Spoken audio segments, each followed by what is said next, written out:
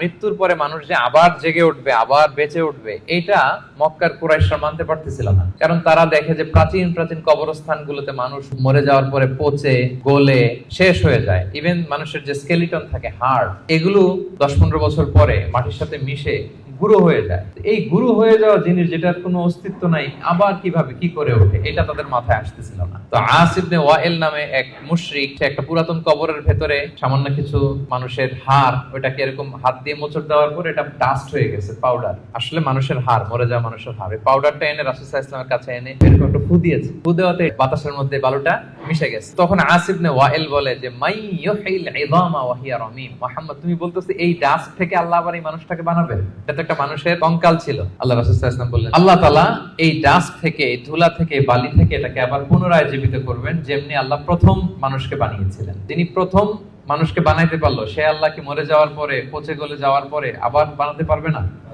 এবং আল্লাহ রাসূল সাল্লাল্লাহু আলাইহি ওয়াসাল্লাম বলেছেন মানুষের দেহে একটা হাড্ডির কণা আছে, ইন্না ফিল ইনসানি আযমুন লা ইয়াকুলুহুল আরদু আবাদান, একটা হাড্ডির কণা আছে যেটা কখনো মাটি বালু এটাকে খেতে পারে না। মিনহা ইউরাক্কাবুল খালকু ইয়াউমাল কিয়ামা, কিয়ামতের দিন এখান থেকেই মানুষের আবার পুনঃসৃষ্টি হবে। সাহাবারা বললেন আইয়ু আযমিন ইয়া রাসূলুল্লাহ, এই হাড্ডিটার নাম কি? আল্লাহ রাসূল সাল্লাল্লাহু আলাইহি ওয়াসাল্লাম বললেন আজবুদ জানাব, ডাক্তারি ভাষায় এটাকে বলে কক্সিক। আমাদের যে শিরদাঁড়া আছে না, মেরুদণ্ড, এই মেরুদণ্ডের একেবারে নিচে ট্রায়াঙ্গেল একটা ত্রিভুজ আকৃতির ছোট্ট বোন পার্টিকেল আছে, এটা নষ্ট হয় না। হিন্দুরা যে শ্মশানে লাশ পোড়ায়, সব পুড়ে যায়, ওইটা পুড়ে না। আমরা যে কবরস্থ করি, কবর মাটি সব খেয়ে ফেলতে পারে, কিন্তু ওই ছোট্ট হাড্ডি কণিকাটা নষ্ট হয় না।